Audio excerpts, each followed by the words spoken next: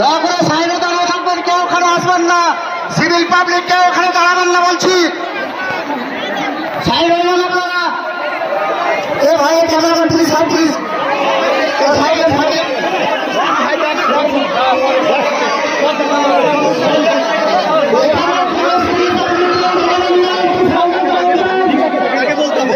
বুঝতে পারছে না।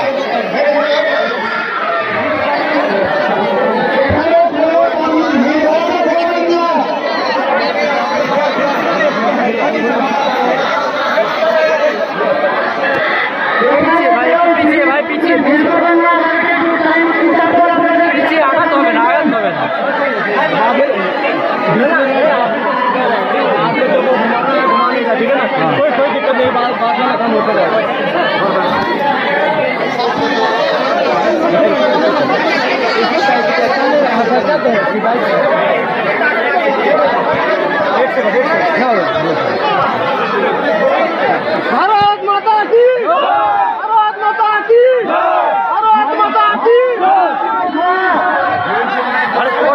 পরে ফোন করো, আমি তোমাকে ছবি হবে দিয়ে দেবো, পরে ফোন করো।